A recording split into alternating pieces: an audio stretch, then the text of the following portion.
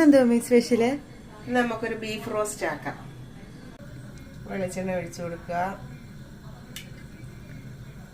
Roast അല്ലേ, അപ്പം ഇച്ചിരി എണ്ണ നല്ലപോലെ ഇരിക്കട്ടെ. കടുക് ഇട്ട് കൊടുക്കാം.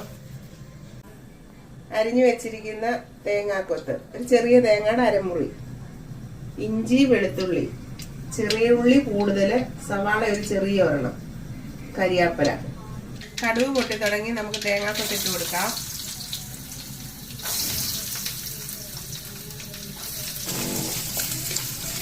തേങ്ങ നമുക്കൊന്ന് മൂപ്പിച്ചെടുക്കാം.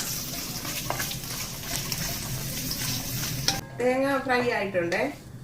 ഇനി നമുക്ക് ഇഞ്ചി ഇട്ട് കൊടുക്കാം.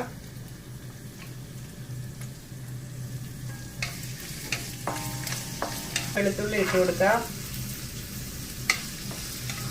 ഇഞ്ചി വെളുത്തുള്ളിയുടെ ഒന്ന് ഫ്രൈ ആകട്ടെ.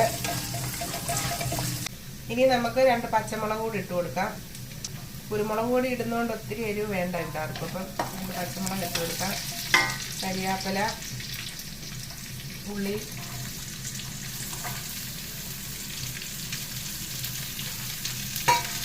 നല്ലപോലെ ബ്രൗൺ കളർ ആവുന്നിടം വരെ മൂക്കട്ട് കിടന്ന് കേട്ടോ. മഞ്ഞൾപ്പൊടി ഇട്ട് കൊടുക്കാം. ഉപ്പ് ഒഴിച്ചു കൊടുക്കാം. മഞ്ഞൾപ്പൊടി ഉപ്പൂടി ഇട്ടപ്പോൾ പെട്ടെന്ന് മൂത്ത് കിട്ടും. ഇനി ഇതിനകത്ത് കിടന്ന് നല്ല ബ്രൗൺ കളർ വരാവുന്നിടം വരെ മൂക്കട്ട്. അത് കഴിഞ്ഞ് നമുക്ക് വേവിച്ച് വെച്ചിട്ട് ബീഫ് ഇട്ട് കൊടുക്കാം. ഇനി ഇത് വഴണ്ടിട്ടുണ്ട്. ഇനി ബാക്കി ബീഫുമായിട്ട് കിടന്ന് വഴണ്ടോളും. നമുക്കന്നേരം മുളക് പൊടി ഇട്ട് കൊടുക്കാം. 2 സ്പൂൺ മുളക് പൊടി. നമ്മൾ കുരുമുളക് പൊടി ഇടുന്നുണ്ട്, മുളക് പൊടി കുറച്ച് മതിയേ. 1 സ്പൂൺ മല്ലിപ്പൊടി,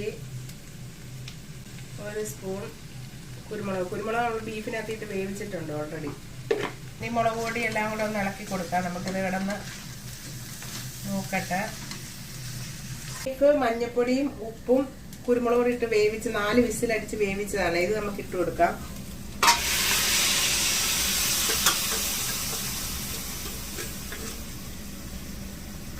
നന്നായിട്ട് ഇളക്കി കൊടുക്കാം. ഇതെല്ലാം ചാറെല്ലാം വെന്ത് പറ്റട്ടെ. പറ്റി നമുക്ക് റോസ്റ്റായിട്ട് എടുക്കാനല്ലേ. അപ്പോൾ ഇതെല്ലാം കിടന്ന് വെന്ത് പറ്റി വരട്ടെ.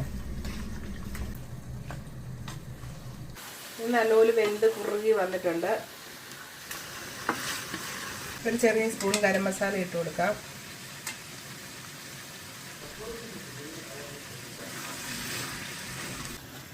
നമ്മുടെ ബീഫ് റോസ്റ്റ് റെഡിയായിട്ടിരിക്കും. നമുക്കൊന്ന് കഴിച്ചു നോക്കിയാലോ.